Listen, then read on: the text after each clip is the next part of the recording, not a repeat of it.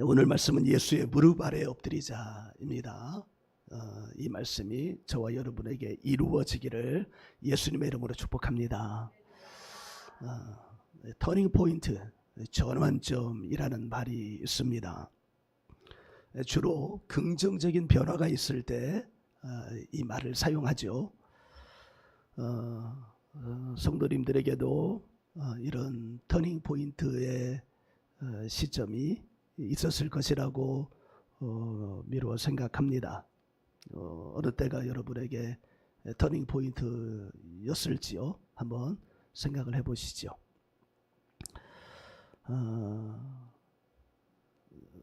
나에게는 이 교회 창립 12주년 기념주일이 터닝 포인트가 되고 있는 것 같아요. 목사의 삶은 교회를 빼놓고 생각할 수 없잖아요. 특별히 교회를 개척하고 목회를 하고 있는 나에게는 더더욱 그런 것 같아요. 지난 12년 동안 우리 교회는 오르막과 내리막을 경험했어요. 성공과 실패라는 단어를 사용하려다가 멈칫했어요. 교회를 성공이냐 실패냐 이 잣대로는 교회를 볼 수는 없기 때문입니다. 그런데 우리가 세상의 개념에 세상 안에서 살고 있기에 세상의 개념이 우리 안에 너무나 깊숙이 들어와 있어서 교회를 놓고도 성공이냐 실패냐, 저도 거기로부터 자유로울 수 없죠. 목표를 놓고도 성공이냐 실패냐 이렇게 말을 하죠.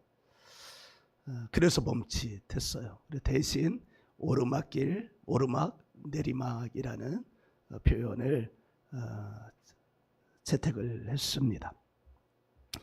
저희 교회 오르막이 있었고요, 내리막이 있었어요.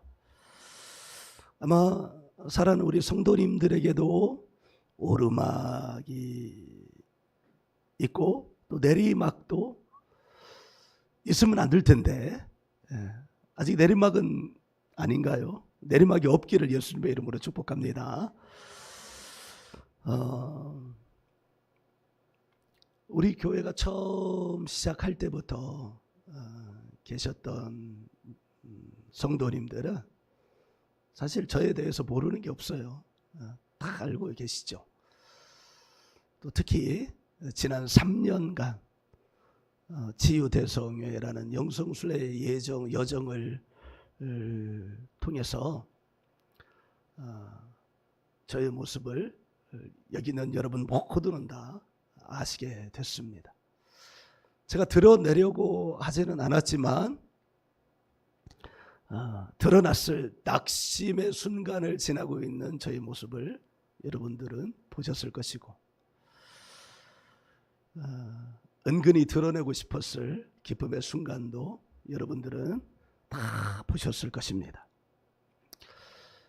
그런 순간의 아래에는 깊은 강물 같은 것이 하나 흐르고 있었는데 그것은 바로 앞에서도 언급한 것처럼 내 목회는 실패한 것인가 라는 생각이 강물처럼 흐르고 있었습니다. 그러니까 이 강물이 저라는 존재의 이 밑에 이렇게 흐르고 있어서 낙심의 순간에는 더 가라앉았을 것 같고 기쁨의 순간들에는 그것을 온전히 기뻐하지 못하고 그냥 신기루처럼 이렇게 지나가고 있었을 것 같습니다. 돌아보니까. 그런데 전환점이 찾아왔어요. 말씀드린 것과 같이 교회 창립 12주년 기념주일이었습니다. 그 전에는 성공과 실패의 관점, 오르막과 내리막의 관점에서 인생을 제 목표를 바라보았다면 교회 창립 12주년 기념주의를 앞두고 그것을 기점으로 저는 저의 목회를, 저의 교회를 성공과 실패, 오르막과 내리막이라는 관점에서 비로소 벗어나 영성 순례의 여정이었다는 것을 알게 된 거예요.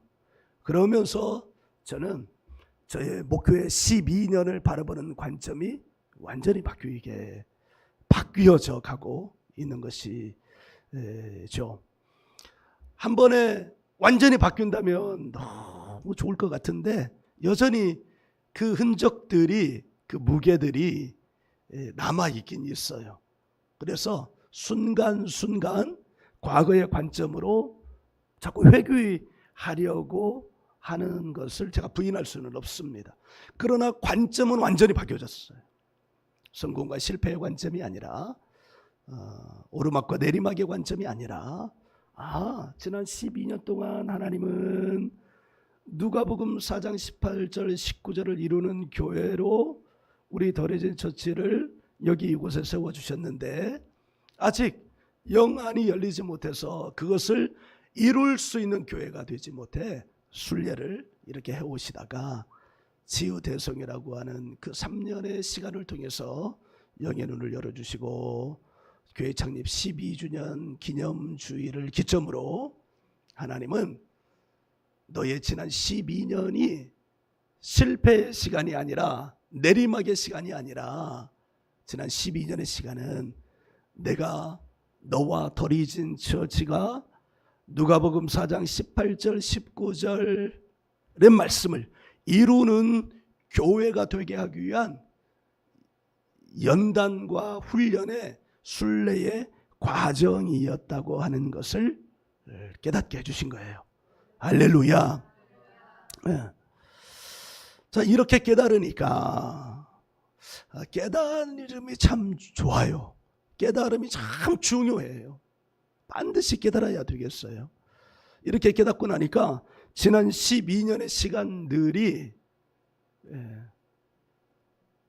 별로 되돌아보고 싶지 않은 시간, 눈물의 시간, 좀 짜증나는 시간에서 변화가 되고 바뀌어져서 은혜의 시간, 하나님의 손이 느껴지는 시간, 내가 더 단단해지는 시간이라는 것을 알게 되었어요. 하나님은 말씀이 그냥 빈 말이 아니구나.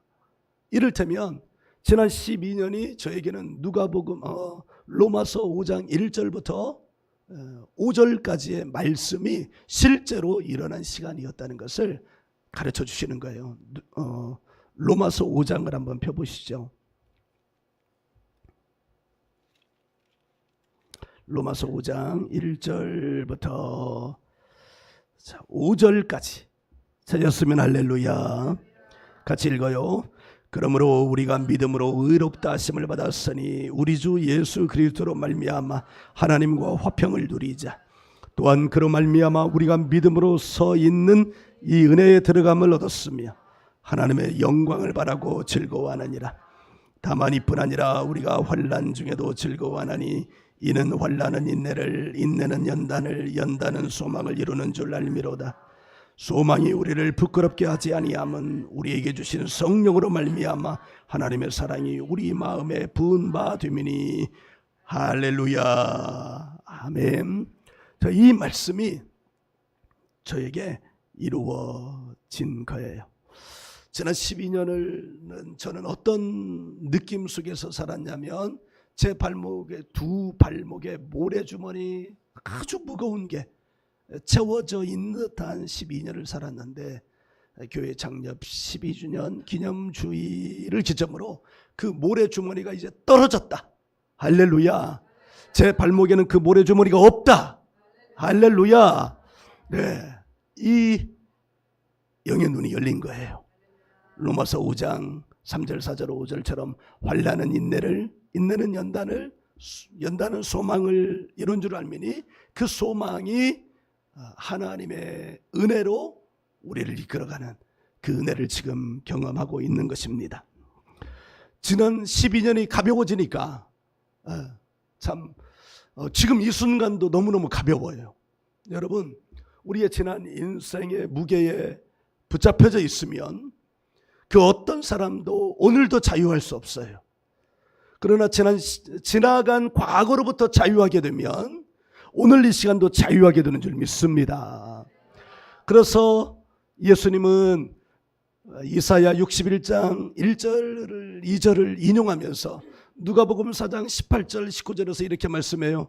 주의 성령이 내게 임하셨으니 가난한 자에게 복음을 전하게 하시려고 내게 기름을 부으사 포로된 자를 자유케, 눈먼 자를 다시 보게, 눌린 자를 자유케. 할렐루야.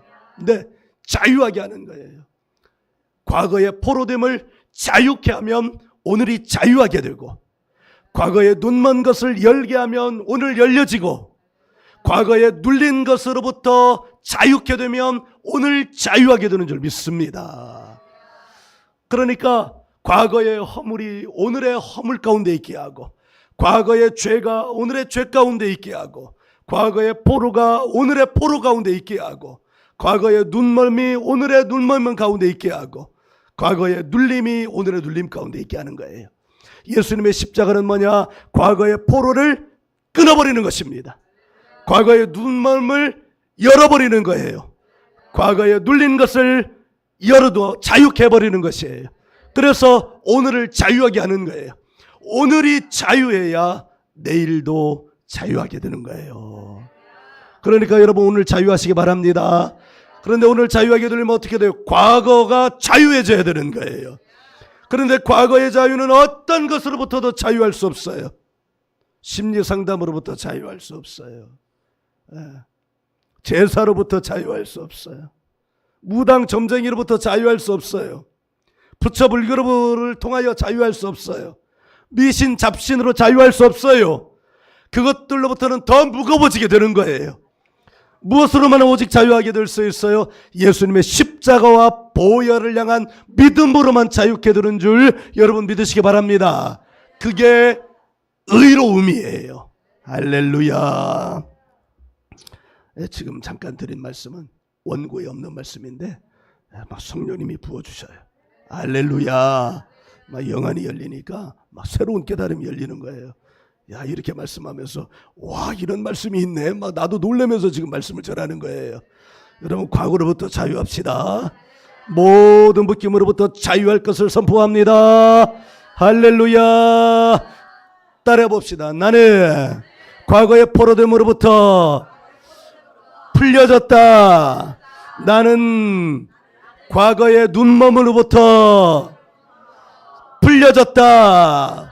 나는 과거의 눌림으로부터 풀려졌다. 나는 지금 자유하다.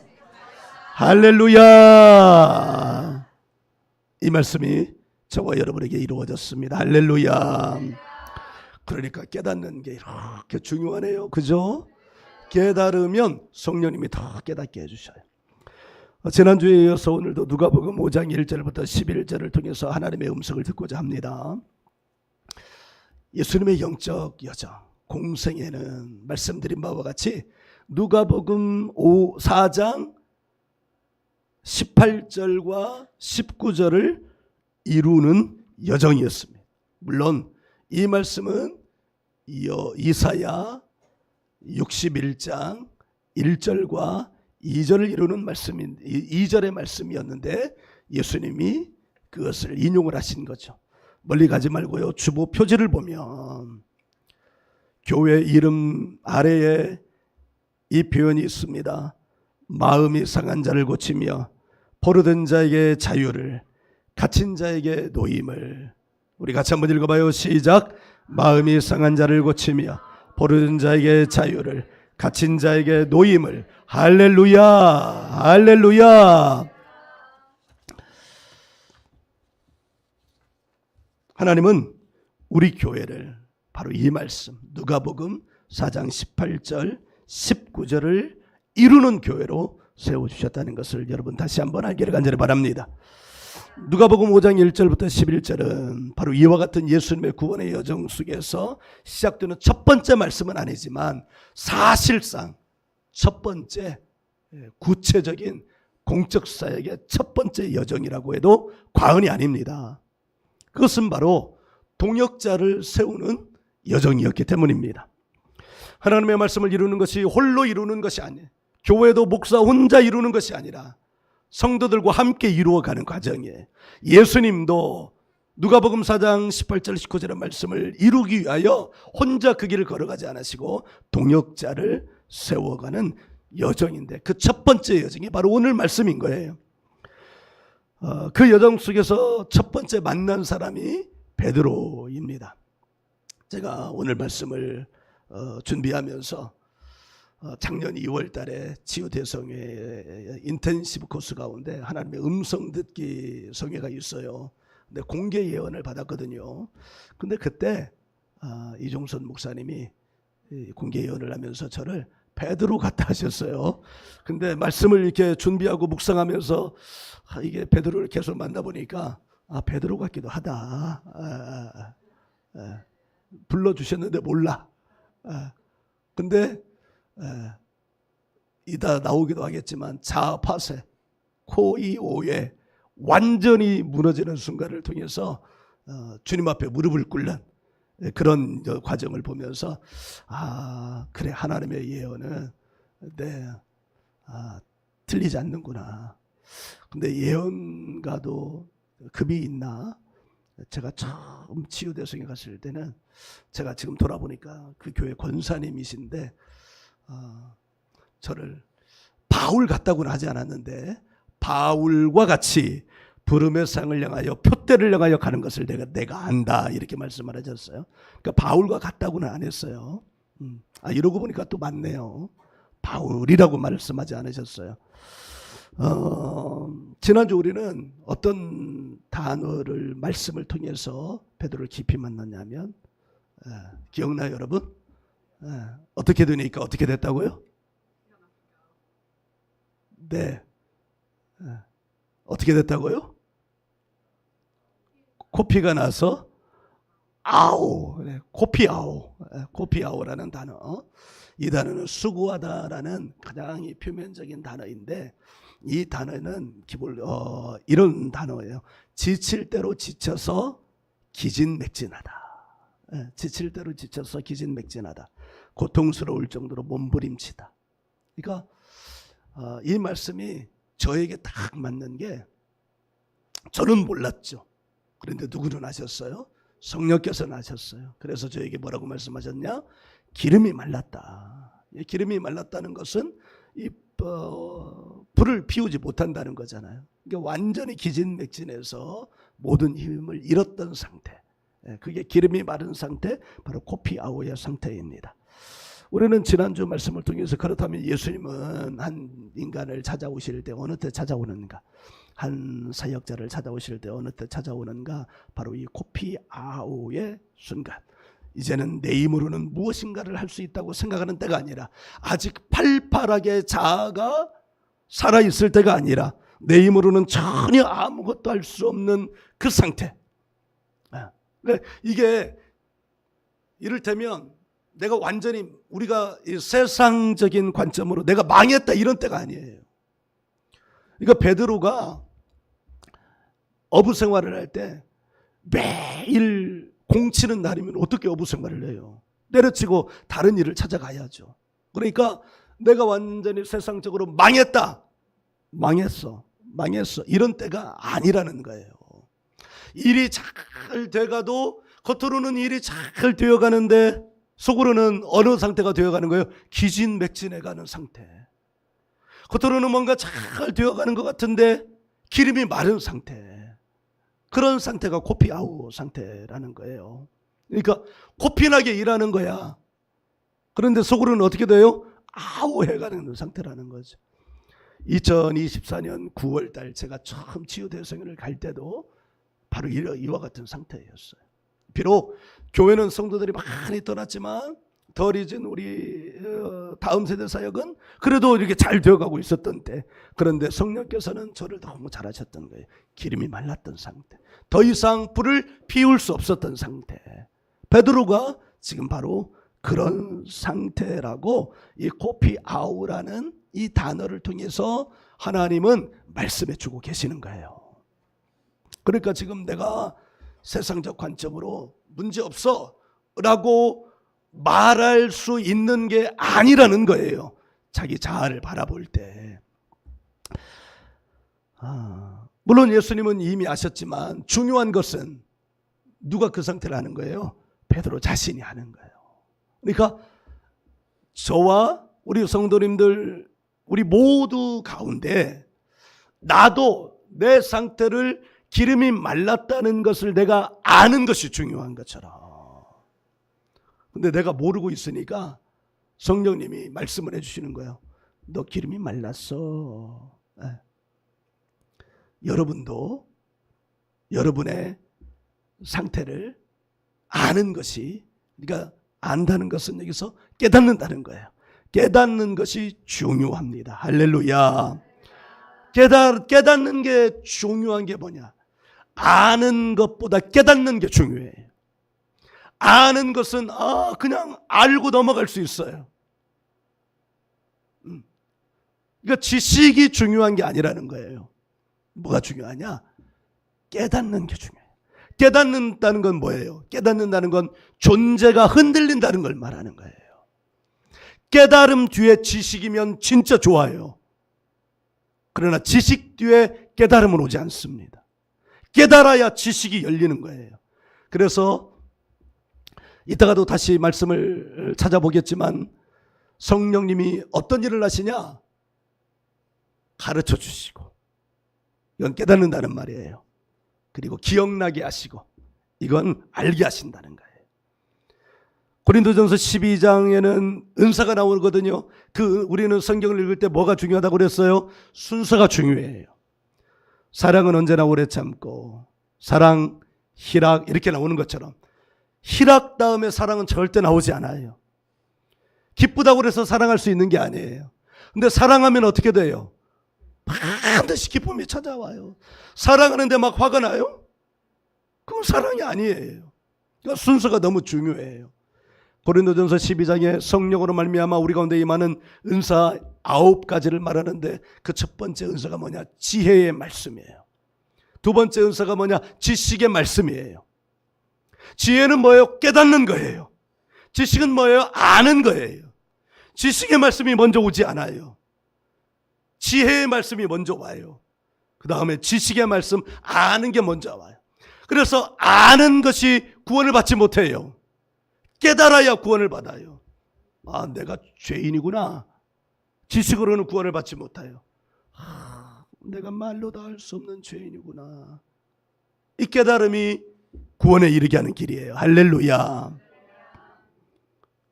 그러니까 예수님이 어느 때 베드로를 찾아오셨냐면, 진짜 내 수고가, 내가 어느 때까지 완전히 자기 자아를 내려놨을 때,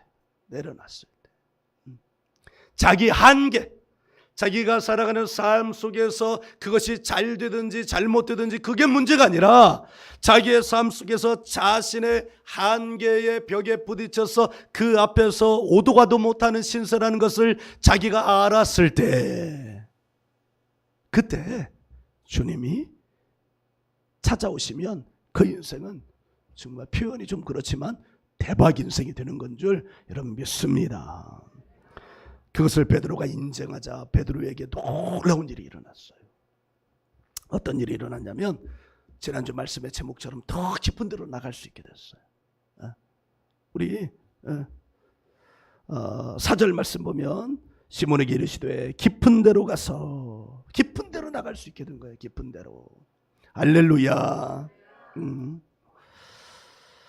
사랑하는 여러분, 이 은혜가 저와 여러분의 있기를 간절히 바랍니다. 예수님의 이름으로 축복합니다. 깊은 데로 나가니 어떻게 됐어요? 그물이 찢어질 만큼 고기를 얻게 되었습니다. 그리고 베드로의 두 번째 깨달음이 바로 오늘 말씀이에요. 8절인데요. 8절 같이 읽어봅니다. 시작. 시몬 베드로가 이를 보고 예수의 무릎 아래 엎드려 이르되 주여 나를 떠나소서 나는 죄인이로소이다 하니 아멘. 이 말씀은 더 깊은 깨달음을 주고 있어요.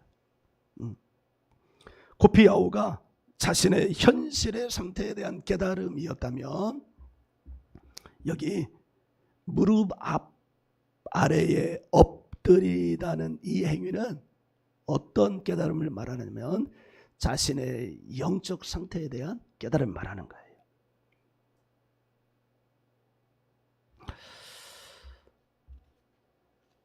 여러분, 이 깨달음의 순간, 두 번째 깨달음의 순간이 참 중요해. 앞서 베드로는 자신의 코피아오의 시간을 절절하게 절감을 했죠. 코피아오는 말씀드린 것과 같이 현실의 세계에서 지금 우리가 살아가고 있는 것과 같이 자신의 전적인 무능력의 시간을 말하는 거예요.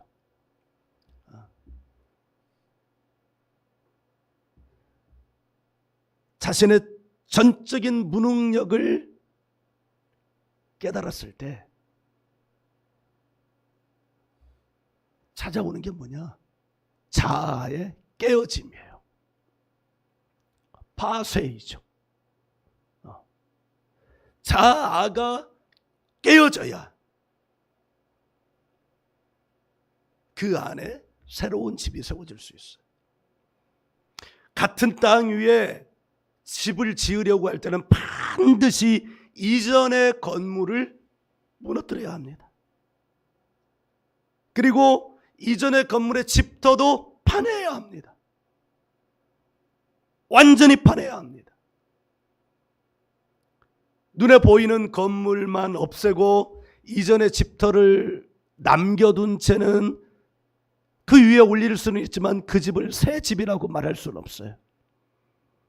그 집은 또 견고한 집도 될 수 없어요. 어떻게 돼야 돼요? 그 집터까지도 완전히 파내야 됩니다. 그게 파쇄예요. 베드로는 그 파쇄를 경험을 한 거예요.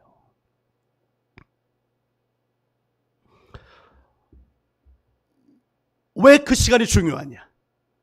그 자아의 파쇄의 시간이 올 때에 비로소 그때부터 하나님께서 성령으로 하여금 일하게 하기 시작하는 순간이기 때문이에요. 집이 남겨진 채로는 또는 옛 집의 집터가 남겨져 있는 채로는 새 집이 지어질 수 없기에 하나님도 역사하지 않으셔요.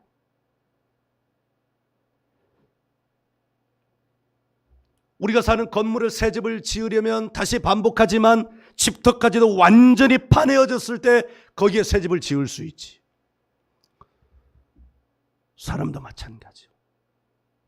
나에게는 왜 성령께서 역사하지 않으셔? 하나님이 왜 역사하지 않으셔? 나는 예배도 드리고 기도도 하고 하나님이 헌금을 막 하라고 하시는 분은 아니지만 헌금도 하고 하는데 왜 나에게는 그런 하나님의 개입이 없어? 이유는 한 가지예요. 하나님이 개입하실 수 있는 조건이 아직 안 되는 거예요. 하나님이 개입하실 수 있는 조건은 어떻게 돼야 된다고요? 자아의 완전한 파쇄예요. 집터까지도 완전히 거두어내는 파쇄. 할렐루야. 그럼 여기 그 흔적이 뭐가 있냐? 그 흔적이 뭘 보고 도대체 지금 저 목사님은 그 순간이 왔다고 말하고 여기는 하나님이라는 이름도 안 나오고 성령이라는 이름도 안 나오는데 도대체 뭘 보고 그렇게 말하는 것이냐? 8절을 보면 주여 이렇게 말합니다.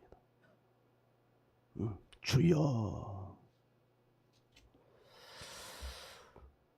이 장면에서 예수님과 베드로는 구면입니다. 초면이 아니에요. 왜냐하면 4장 38절을 보면 예수께서 일어나 회당에서 나가서 시몬의 집에 들어가시니 시몬의 장모가 중한 열병을 앓고 있는데, 그러니까 구면이에요. 그런데 이전에는 이런 만남의 흔적이 없는 거예요.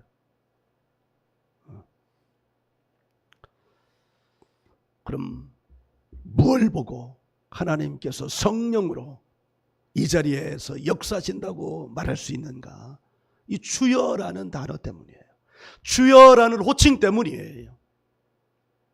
우리 고린도전서 12장 3절을 한번 열어보세요.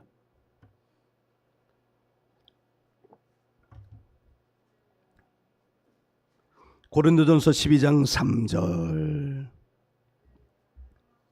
할렐루야. 함께 읽습니다. 그러므로 내가 너희에게 알리노니 하나님이 영으로 말하는 자는 누구든지 예수를 저주할 자라 아직 아니하고 또 성령으로 아니하고는 누구든지 예수를 주시라 할 수 없느니라. 할렐루야. 여기 주가 주여예요. 베드로가 지금 예수님을 향하여 주여라고 말했을 때 고린도전서 12장 3절을 통해서 하나님께서는 지금 우리에게 깨닫기를 원하기를 원하시는 건, 내가 성령으로 지금 이 순간에 개입하고 있다. 이 말은 무슨 말이냐면 하나님께서 성령으로 개입하실 수 있는 조건이 충족이 됐다. 어떤 조건이? 자아의 파쇄가 이루어졌다. 나는 이제 아무것도 할 수 없습니다. 망해서 그런 게 아니라고 그랬어요. 망해서 그런 게 아니에요. 현실 속에서 자기의 자아로는 더 이상 앞으로 한 걸음도 나갈 수 없다는 그런 전적인 무능력, 이것을 절실하게 깨달은 거예요. 주님 앞에서. 어떤 주님 앞에서? 말씀이신 주님 앞에서. 오늘 우리는 이것을 알아야 합니다.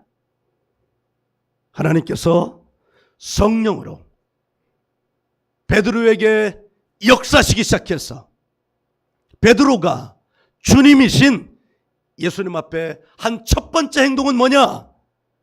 뭐예요? 무릎 앞에 엎드린 거예요. 네. 엎드렸어요. 단지 그 앞에 고개를 숙인 게 아니라 전적인 항복, 전적인 무너짐, 그 행위를 직접 한 거예요. 저는 이것을 성령의 3단계 역사라고 말하고 싶습니다. 성령이 임하시면 첫째 어떻게 해요? 엎드리게 돼요.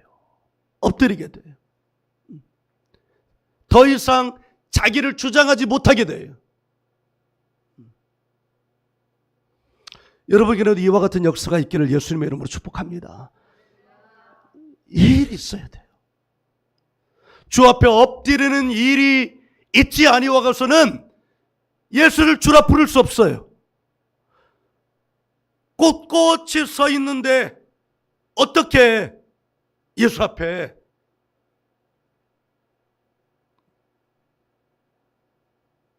예수를 주라 부를 수 있어요?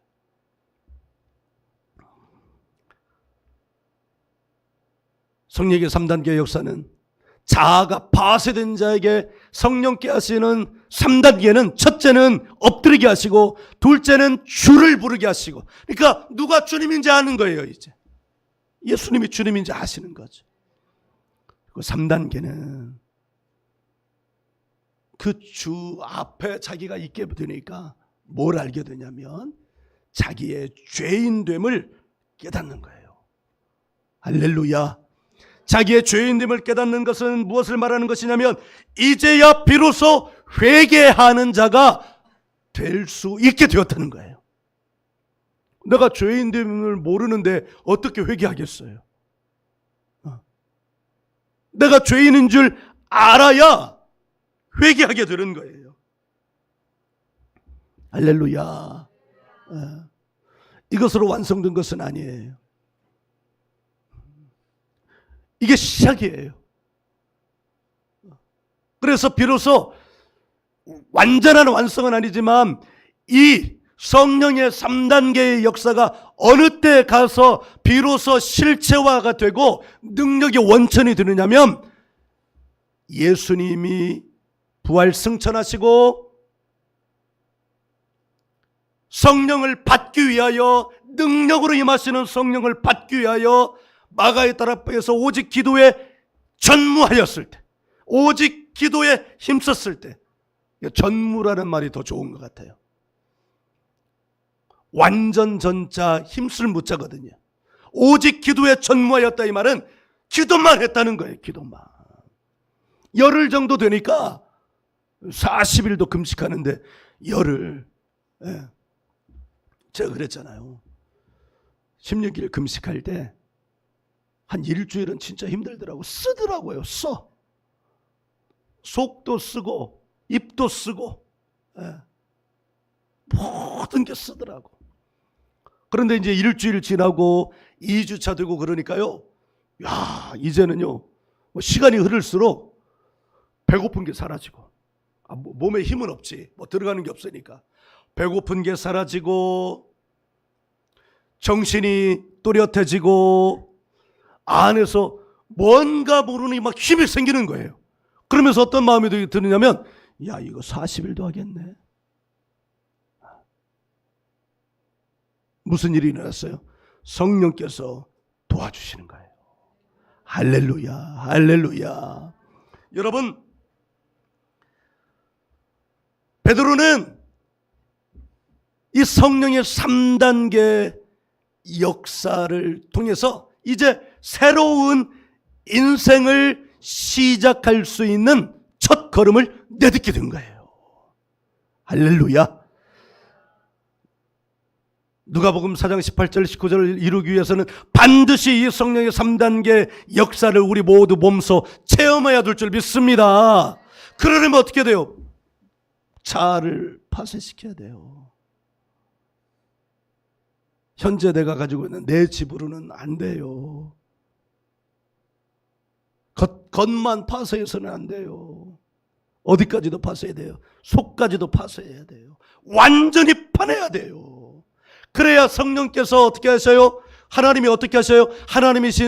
하나님께서 무엇을 통해서? 성령을 통해서 이제 그 깊은 곳에서 역사하시는 거예요. 그 깊은 곳에서. 로마서 8장을 한번 펴보셔요. 로마서 8장 26절. 로마서 8장 26절 27절 8장 26절 27절 같이요. 시작. 이와 같이 성령도 우리의 연약함을 도우시나니 우리는 마땅히 기도할 바를 알지 못하나 오직 성령이 말할 수 없는 탄식으로 우리를 위하여 친히 간구하시느니라. 마음을 살피시는 이가 성령의 생각을 아시나니 이는 성령이 하나님의 뜻대로 성도를 위하여 간구하심이니라. 아멘. 이 역사가 일어나는 거예요. 이제 본격적으로 성령께서 역사하시는 거예요. 그래서 어떤 일을 이루시느냐? 28절이요. 28절 시작. 우리가 알거니와 하나님을 사랑하는 자 곧 그의 뜻대로 부르심을 입은 자들에게는 모든 것이 합력하여 선을 이루느니라. 아멘. 이제 구체적으로 하나님이 일하시기 시작하는 거예요. 제가 치유성회를 이제 5월이니까 20개월째. 시간이 어떻게 이렇게 빨리 갔는지 몰라요. 첫 번째 성회 가고 나서 나도 모르게 그 다음 성회를 갈 수 있는 방법을 찾더라고요. 근데 갈 수 있게 됐어요. 왜 갈 수 있게 됐냐면 그 다음 성회는 인텐시브 코스였기 때문이에요. 그게 하나님 음성 듣기 성회, 내적 치유 성회였던 것 같아요. 그거는 일반 성회를 참석한 사람만 갈 수 있는 거예요. 그러니까 이게 무슨 말을 하려고 그러냐면 그 성회가 이름을 보니까 이제 알 수 있는 거잖아요. 내적 치유 성회구나. 그러면 저도 이 바닥에서 지낸 세월이 몇 년인데 내적 치유하면 금방 알아듣잖아요. 그런데 그게 목표가 아니었어요. 저는 그냥 가고 싶은 거예요. 가고 싶은 거. 왜? 여기 성령도 우리의 연약함을 아시고 마음을 살피시는 이가 그 은혜를 사모하는 저를 하나님이 데리고 가신 거예요. 누굴 통해서? 성령을 통해서. 목표는 뭐예요? 28절이에요. 모든 것을 합력하여 선을 이루기 위해서. 선이라는 말은 하나님의 일을 이루기 위한 거예요. 내일 가게 되는 실로암 세계선교회는 제가 언제 알았냐면 2015년 1월 달에 알았어요. 그때는 이미 우리 교회가 40일 말씀 양육을 시작했을 때예요. 그래서 오직 거기에 이제 집중할 때인데 우연히 그 목사님을 알게 된 거예요. 보니까 진짜 놀랍더라고요. 그래서 그때까지 그분이 쓴 책, 출판한 책을 다 사드렸어요. 그리고 열심히 읽기 시작했어요. 근데 아직은 제가 그 단계가 아니었던가 봐요. 그리고 책꽂이에 꽂아줬어요. 몇 년을? 10년을. 그리고 올 1월 달에 아주 희한한 계기로 다시 그분을 책꽂이에서 뺏게 됐어요. 그 이야기는 수요일 날 오시면 말씀해 드릴게요. 여기서 할 얘기는 아니야. 그래가지고요, 책을 읽기 시작을 하는데, 이제 15개월 동안 치유성회를 통해서 은혜를 받고, 작년 12월에 제가 회복이 되었구나를 알았다고 그랬잖아요. 그리고 1월에 이제 그걸 보면서 더 읽어지는 거예요. 1월, 2월, 3월, 4월.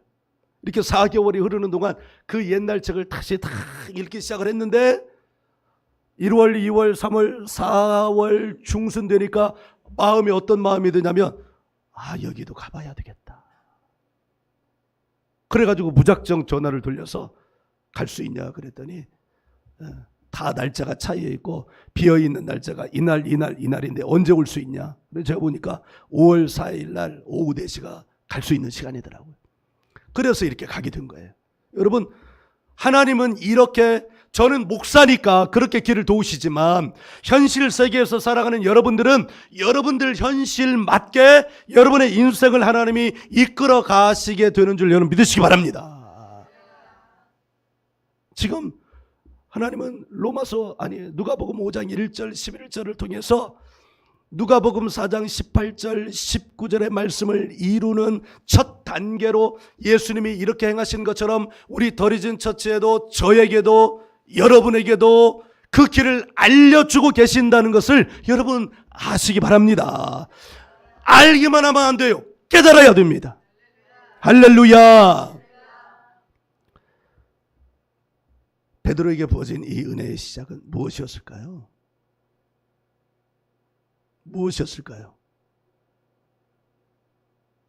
순종. 세상은 순종 싫어해요. 여러분, 이 영적 눈으로 보시기 바랍니다. 세상은 순종 싫어해요. 오늘날은 더 싫어해요. 공식적으로 세계에 공표된 게 1968년이었어요. 그 당시에는 세계가 뒤집어지는 시간이었어요. 공산주의적 세계관으로 저항하라가 공식적으로 선포된 때였어요. 그게 1968년이라고 그래요. 유럽에서는 젊은이들이 저항하기 시작했고 일본도 그때 적군파라고 하는 세력이 저항하다가 거기는 끝났어요. 온 세계가 저항의 물결로 뒤덮여졌어요. 그리고 공식적으로 그것이 세계관 철학화가 되어서 오늘날까지 이어지고 있어요. 그 배후에는 공산주의적 세계관이 있어요. 공산 사상이 있다는 말이에요. 그래서 세상은 순종을 싫어해요. 자기를 더 드러내라고 말해요. 들이받아라고 말해요. 이건 사단의 전략이에요. 여러분 아시기 바랍니다. 그러나 성경은요, 끝까지 뭘 말씀하고 있어요? 순종하라. 베드로에게 하나님이 성령으로 역사하시기 시작한 첫 번째 걸음 뭐냐? 순종이에요. 어떤 순종? 목수이신 예수님이 업의 전문가인 베드로에게 깊은 데로 가라 라는 이 얼토당토하는 그 말에, 비상식적인 그 말에 베드로가, 코피아우 상태의 베드로가 순종한 거예요. 할렐루야. 여러분도 순종하시기 바랍니다. 순종해야 길이 열려요. 하나님 나라에서 최고의 가치는 순종. 공중권세 잡은 마귀가 역사하는 이 세상 현실은 최고의 가치는 뭐예요? 저항. 그러니까 우리가 복음을 전하고 예수를 말할 때마다 도덕적 윤리적인 가치로는 예스. 그러나 십자가 복음의 관점으로 나아가기 시작하면 저항하는 거예요. 어떻게 저항한 것처럼 사단이 하나님을 대적하고 저항한 것처럼. 사단이라는 말의 뜻이 뭔지 아세요, 여러분? 대적자예요.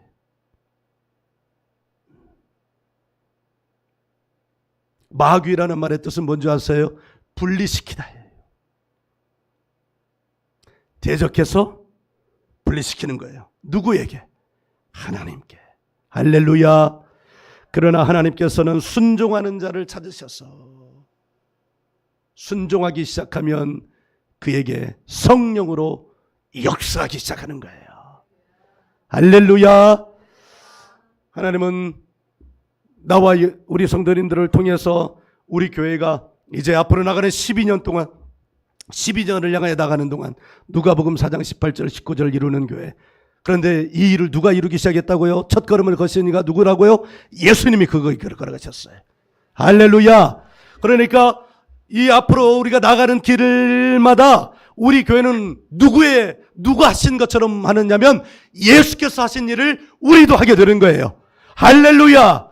그 길의 첫 걸음, 하나님이 우리에게 원하시는 것, 이 설교자 김종균 목사를 통해서 원하시는 건 뭐예요?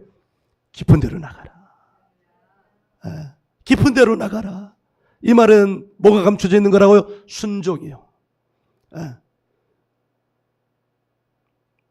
여러분이 볼 때는 그 길이 아닌 것이라고 하여도 베드로가 볼 때는 그게 아니야. 베드로가 볼 때는 내가 전문가인데, 그런데 하나님, 예수님은 그걸 요구하셨어요. 하나님은 그걸 요구하셨어요. 네가 전문가지만 너의 전문성을 내려놓고 네가 나의 말을 따른다면 그때부터 나는 너를 내 동역자 삼아줄게. 누가요? 하나님이 하시는 거예요. 하나님이. 사랑하는 성도 여러분, 하나님의 역사는 어디로부터 시작이 되냐면 육적인 순종으로부터 시작합니다. 지금 나의 순종으로부터 시작하는 거예요. 제가 육적인이라는 말을 붙였어요. 순종은 영적인 데서부터 시작하지 않아요. 순종은 육에서부터 시작해요. 우리 정민희 집사님이 매주 주방을 섬기셔요. 이거는 육적인 순종이에요. 그런데 그 육적인 순종을 하나님은 기뻐하신다는 것을 여러분 알기 바랍니다. 예배 참여하는 거 뭐예요? 육적인 순종이에요. 그러나 주일은 다 나와요. 주일은 보험 들듯이 나와요. 그러나 진짜 순종은 어디 있어요? 수요 순종하는 거예요. 금요 순종하는 거예요. 할렐루야. 주일은 왜 쉬워요? 주일은 쉬는 날이에요. 수요는 왜 그래요? 한 주 중앙에 있기 때문이에요. 금요일은 왜 그래요? 불타는 금요일을, 성령이 불타는 금요일 가운데 있어야 되는데 육적인 금요일, 불타는 금요일에 있고 싶어 하기 때문에. 그래서 순종이 어려워요. 그러나 그 어려움을 뚫고 육적인 순종을 한다면 거기서부터 하나님이 여러분을 기쁘게 받으시고 성령을 통하여 역사하시기 시작하는 거예요.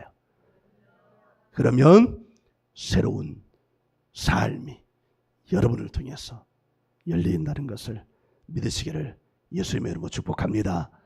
할렐루야. 아멘.